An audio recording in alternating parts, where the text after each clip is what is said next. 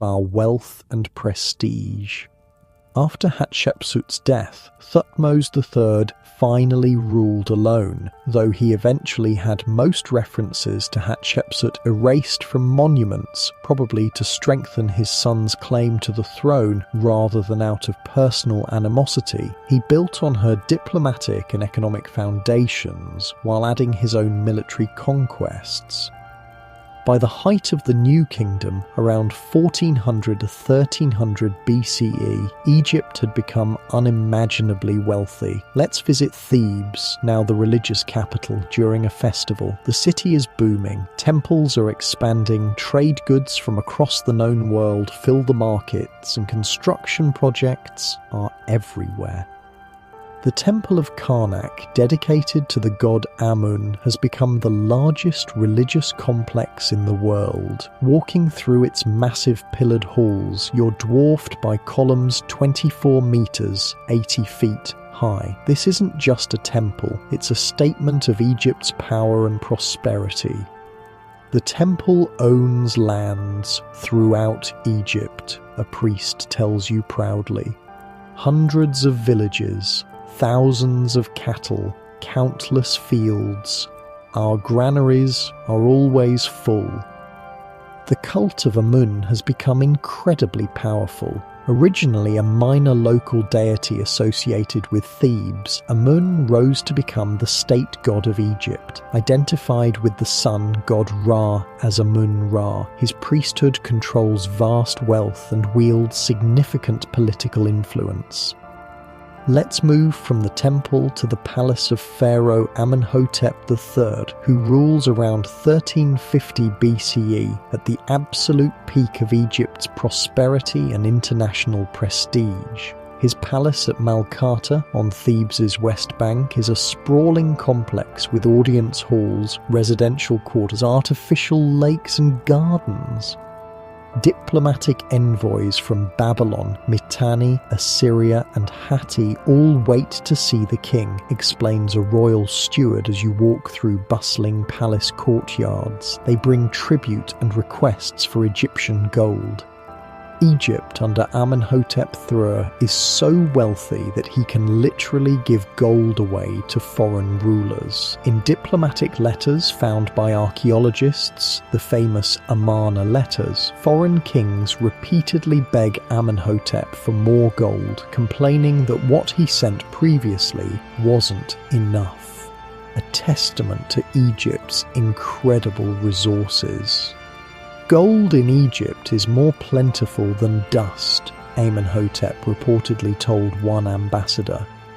This wasn't just royal propaganda. Egypt controlled the major gold-producing regions of Nubia and the Eastern Desert. A single mine could produce over a ton of gold per year, an astronomical amount in the ancient world. But regular Egyptians were prospering too. Let's visit the village of Deir el-Medina, home to the skilled workers who cut and decorated the royal tombs in the Valley of the Kings. Unlike the anonymous masses who built the pyramids, we know these people by name and their personal lives, thanks to thousands of written records they left behind. 8 bread loaves, 4 jars of beer, and half a sack of dates, recites a workman to his wife as he returns home, listing his pay for the day, plus this piece of linen the foreman gave me for fixing his door. Workers like him were well-compensated specialists, the elite craftsmen of their day. They received official rations, but also earned extra income through side work. Their homes were small but comfortable, with multiple rooms, some basic furniture, and even artwork on the walls.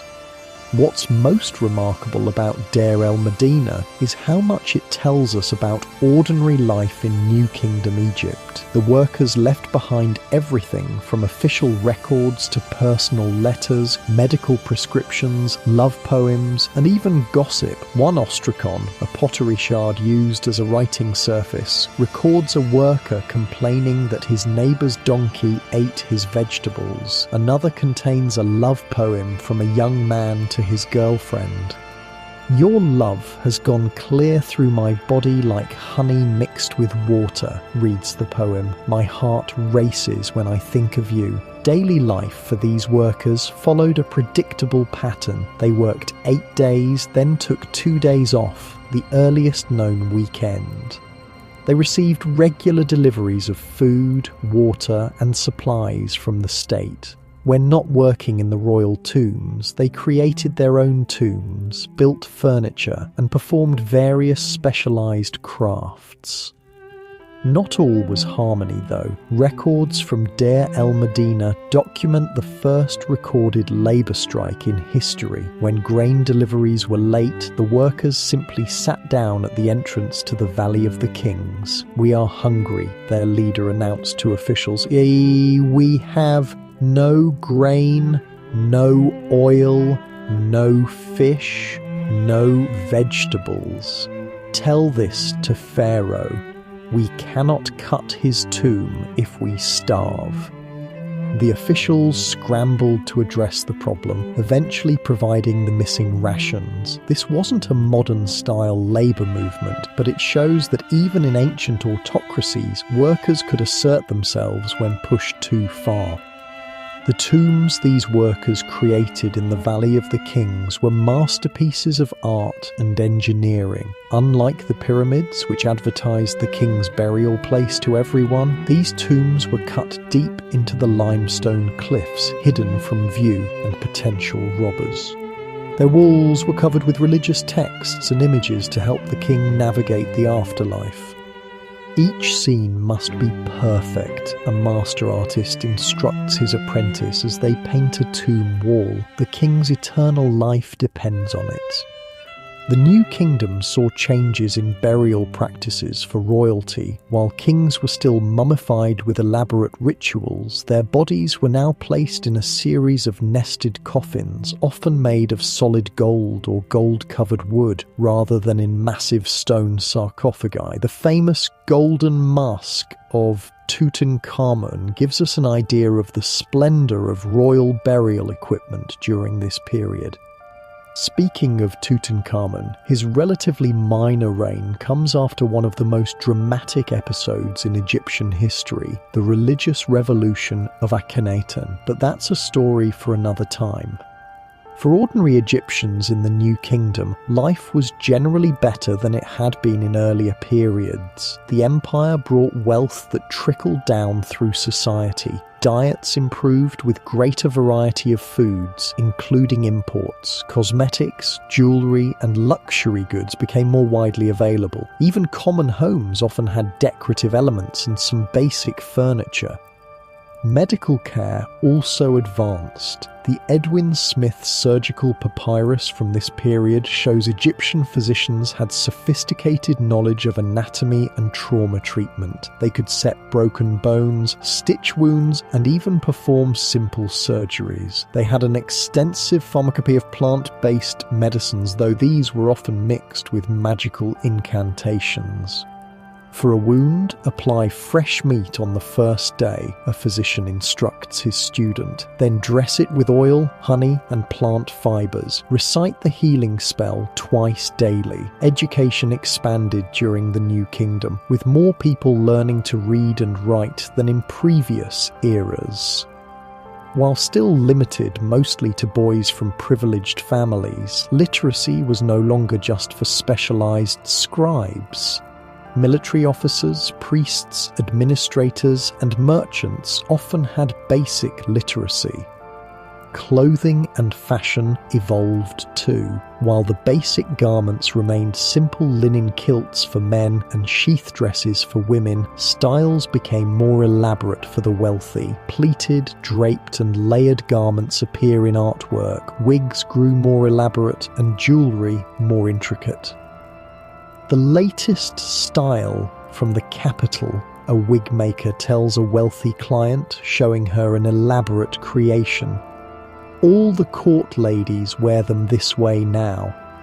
This increasing sophistication reflected Egypt's growing international connections. The new kingdom was far more cosmopolitan than earlier periods. Foreign diplomats, merchants, and captives brought new ideas, technologies, and customs. Egyptian art shows influences from Minoan Crete, Mesopotamia, and the Levant. The royal court became increasingly international. Egyptian kings maintained diplomatic marriages with foreign princesses who brought their own entourages and customs. Foreign mercenaries served in the Egyptian military, eventually settling and integrating into society. As the sun sets on Amenhotep III's Egypt, the empire is at its absolute peak. Wealthy, powerful, prestigious. No one could imagine that within a generation, his son Akhenaten would upend Egyptian religion in a radical experiment that would threaten centuries of tradition. Or that within a century, Egypt would face a new threat from the sea that would begin its long, slow decline. Lying in your comfortable modern bed, you have the luxury of historical perspective. You know that even the mightiest civilizations eventually fade, but for an Egyptian living in the glory days of Amenhotep III, the divine order established at creation seemed as permanent as the stars. Egypt had overcome division, expelled foreign rulers, and created an empire. The temples were wealthy, the army was strong, and the gods were pleased. What could possibly go wrong? The royal palace at Thebes is in chaos. Amenhotep IV, son of the great Amenhotep III, has just made an announcement that's left the court stunned. He's changing his name to Akhenaten, effective for Aten, abandoning the traditional gods and moving the capital from Thebes to a new city he'll build in the middle of nowhere. Has the king lost his mind? Whispers a priest of Amun, looking around nervously to see if anyone overheard. We're witnessing one of history's first recorded religious revolutions. Around 1350 BCE, Akhenaten upended over 1,500 years of Egyptian religious tradition by elevating a minor aspect of the sun god, the Aten, the physical disk of the sun, to supreme deity, while suppressing the worship of other gods, particularly Amun. The Aten alone gives life, Akhenaten declares to his court. All other gods are false. Only through the Aten, and through me, its son, can truth be known. This wasn't just a theological shift, it was a direct attack on the powerful priesthood of Amun, who had grown so wealthy and influential that they threatened the king's authority. By closing their temples and redirecting their revenues to his new religion, Akhenaten was staging nothing less than a palace coup against the religious establishment. Within a few years, Akhenaten has moved his court to a new city called Akhetaten, Horizon of the Aten, modern Tel El Amarna, built in a previously uninhabited stretch of desert about halfway between Thebes and Memphis. Let's visit this strange new capital as it's being constructed. Everywhere you look, workers are hauling stone, making mud bricks and raising buildings. The city is being built at an astonishing pace, with thousands of labourers working around the clock. The central area contains huge open-air temples to the Aten. Unlike traditional Egyptian temples, these have no roofs or inner sanctums, allowing the sun's rays to shine directly on the worship spaces. No dark chambers, no hidden mysteries, explains a royal architect. The Aten's light must reach everything. What's most striking about Akhetaten is how different it feels from traditional Egyptian cities. The art style has changed dramatically. Images of the king and his family show them with elongated heads, drooping features, and exaggerated physical characteristics. A complete departure from the idealized athletic depictions of previous pharaohs. The king says we must show things as they truly are, an artist explains as he carves a relief showing the royal family. No more perfect bodies, no more symbolic poses, truth alone matters now. Some scholars think these strange depictions might indicate Akhenaten suffered from a genetic disorder. Others believe it was purely a stylistic choice to break with artistic tradition. Whatever the reason, the Amarna style art is some of the most distinctive and strange from ancient Egypt.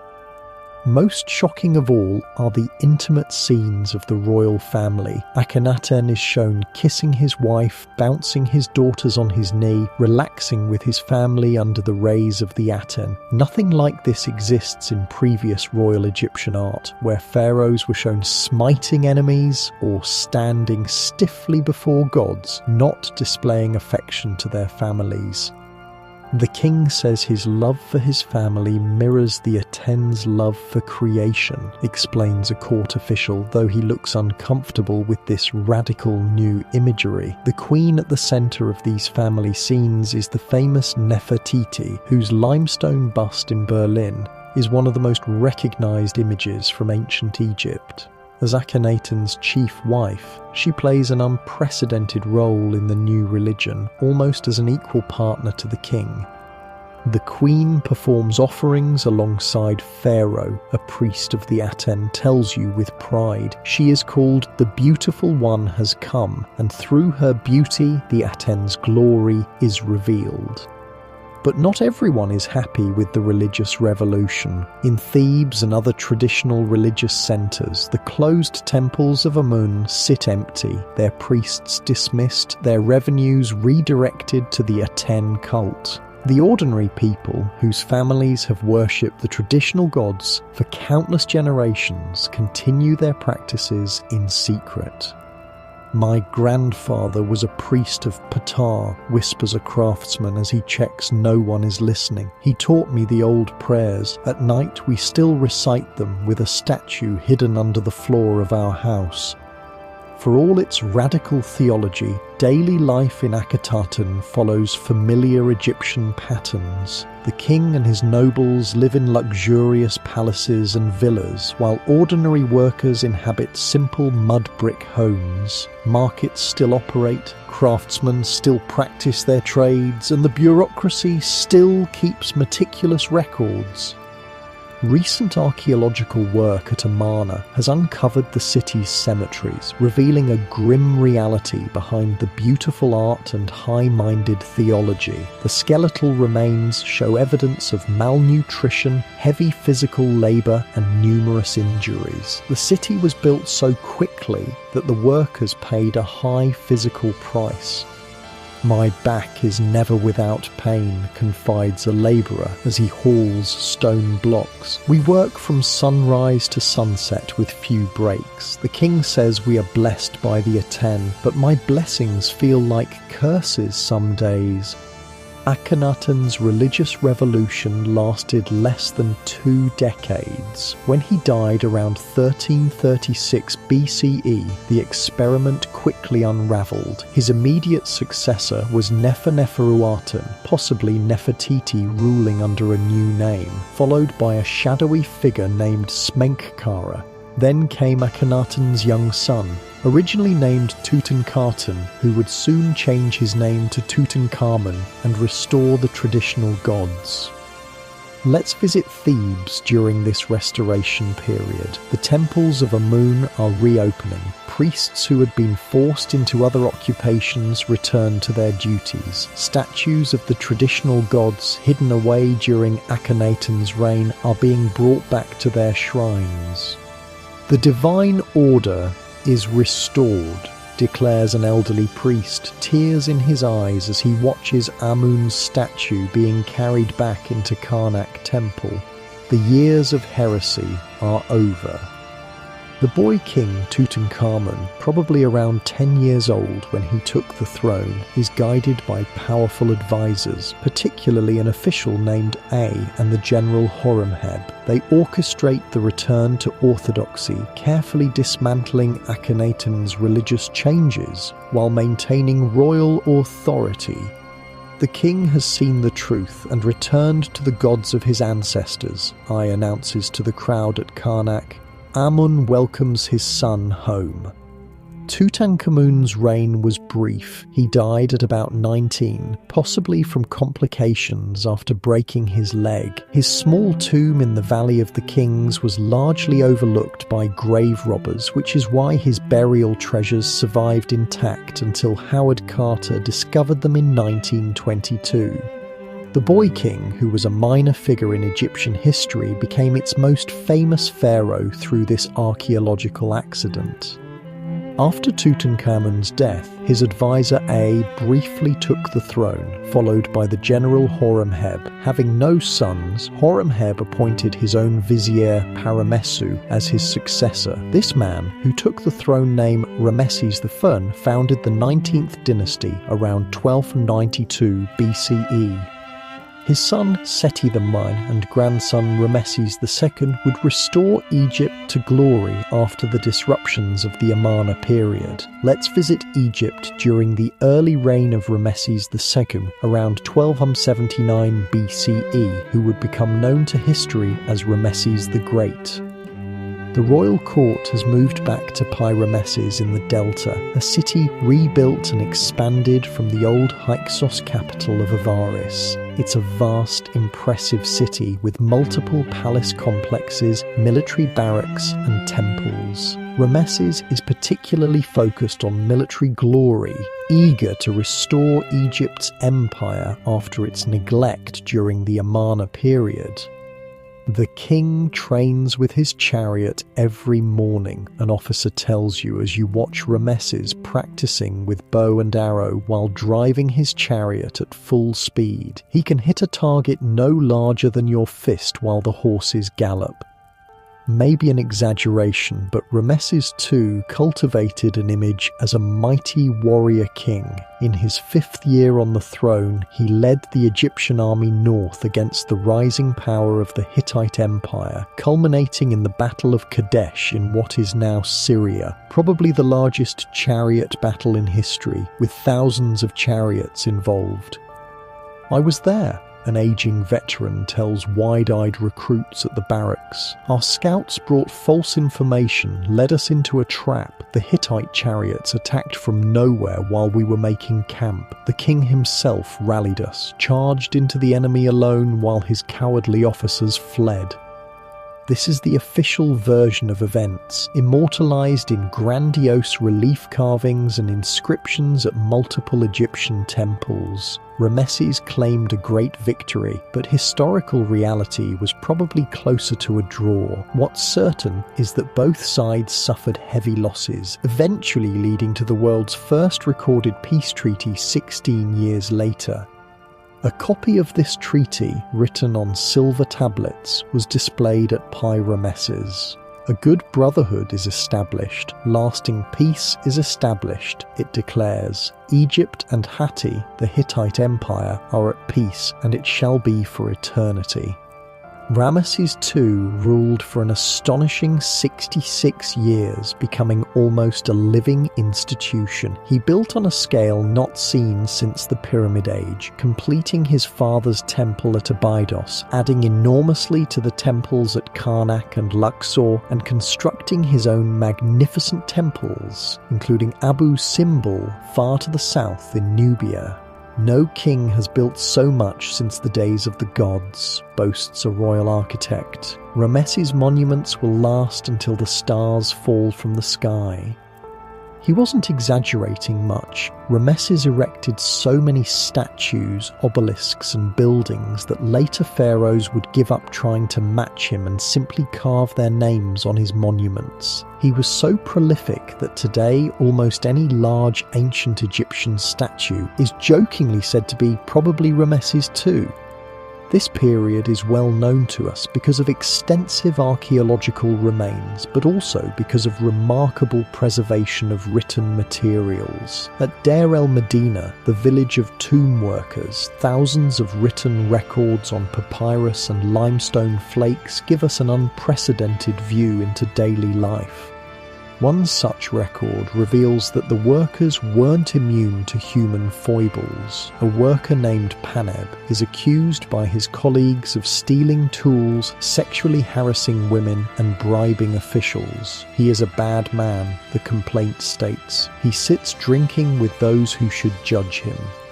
Other texts show workers borrowing items from each other, arguing over property, exchanging love poems, and dealing with family problems. A physician's notes list treatments for everything from eye infections to snake bites. A dream interpreter records people's nightmares and explains their meanings. "I dreamed my teeth fell out," a worried man tells the interpreter. "It means someone in your household will die," comes the grim response. These texts reveal a surprisingly recognizable society, with people gossiping, falling in love, arguing with neighbors, and worrying about their health and finances, just like us, despite the gulf of 3,300 years. After Ramesses II's extraordinarily long reign, his 13th son, many others having died before their elderly father, took the throne as Merneptah. Almost immediately, he faced a serious threat, an invasion by a coalition of Libyan tribes and mysterious groups called the Sea Peoples mentioned in Egyptian texts. "They came from the islands and the coastlands," reports a military officer, pointing to the western delta where fighting has been fierce. Strange warriors with feathered headdresses and foreign weapons. They brought their wives and children in ox carts, looking to settle, not just raid. Merneptah defeated this initial invasion, commemorating his victory on a stele that contains the first known written mention of Israel as a people, but the Sea Peoples would return in greater numbers a few decades later, contributing to a perfect storm of crises that would end the New Kingdom. By the reign of Ramesses III, around 1186 to 1155 BCE, multiple threats converged on Egypt. More invasions by the Sea Peoples, economic problems, climate change affecting harvests, and internal corruption, while Ramesses III successfully fought off the Sea Peoples, recording his victory in detailed relief carvings at his mortuary temple. The cost of these wars drained Egypt's resources. "The treasury is empty," a royal official confides to a colleague as they review accounts. "We cannot pay the tomb workers. The grain warehouses have less than half last year's amount."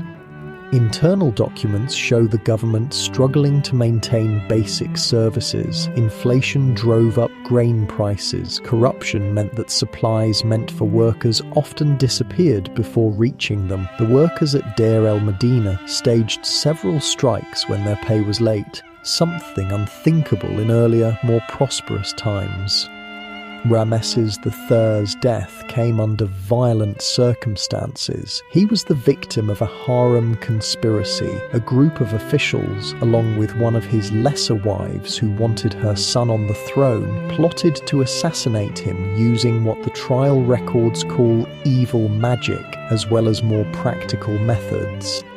They made potions. A horrified witness testifies during the trial of the conspirators. They created wax figures to work spells against His Majesty. The chief of the guards was corrupted to let them approach the king's chambers. Whether through magic or mundane means, the plot partially succeeded. Recent CT scans of Ramesses III's mummy show his throat was cut, though the conspirators failed to put their chosen successor on the throne.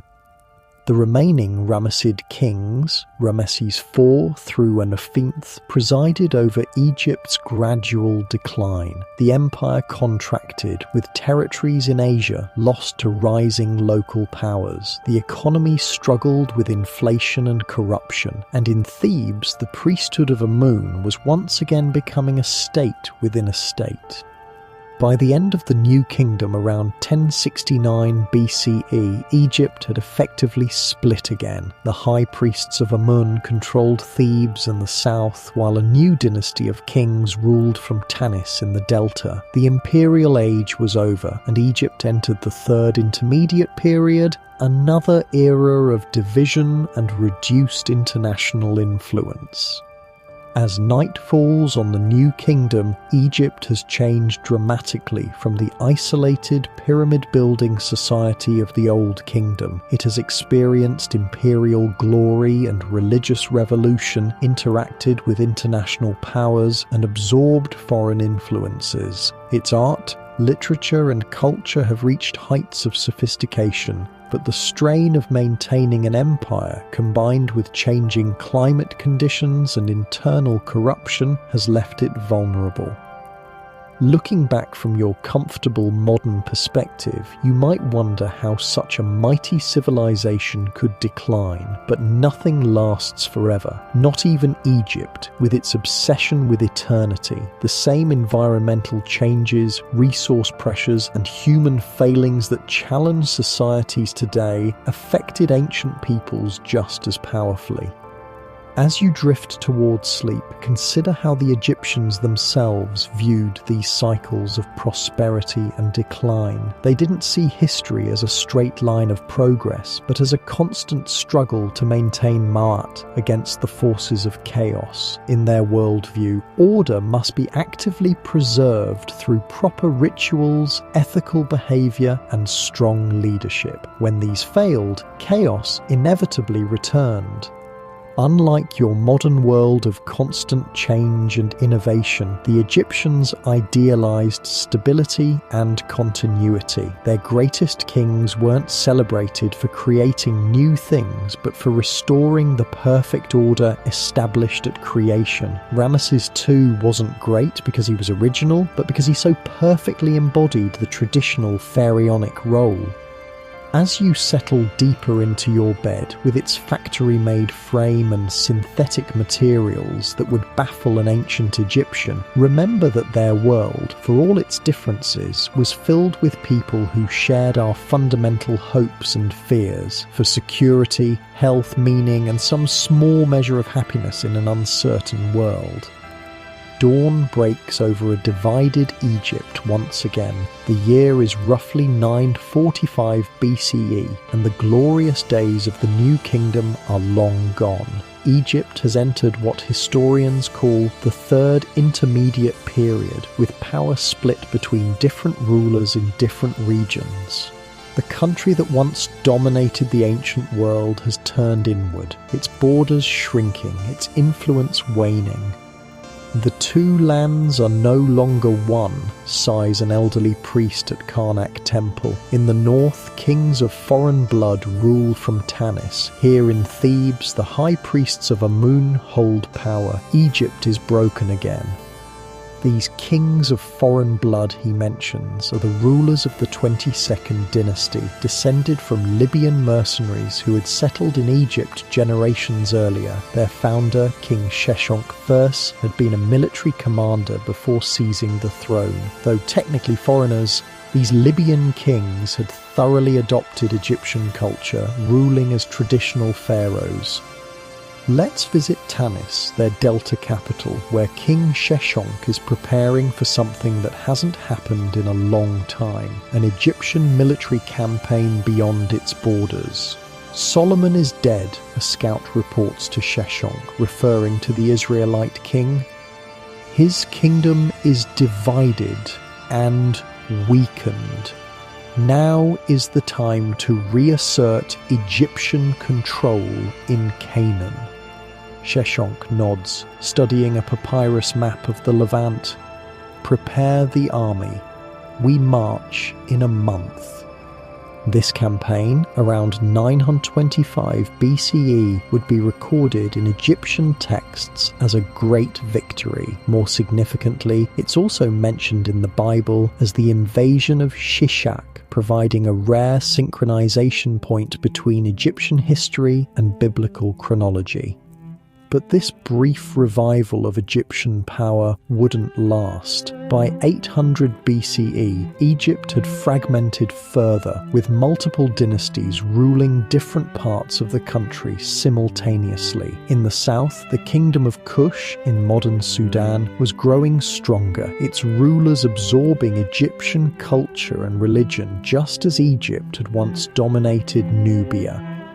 Let's jump ahead to 728 BCE, when King Paye of Kush leads his army north into Egypt proper. Unlike earlier invaders, the Kushite kings considered themselves the legitimate restorers of Egyptian tradition, worshipping the Egyptian gods, especially Amun, and using Egyptian writing and royal symbols. "We come not as conquerors, but as restorers," Paye declares to the people of Thebes who welcome his army. "The true ways of Egypt have been forgotten. We will revive them."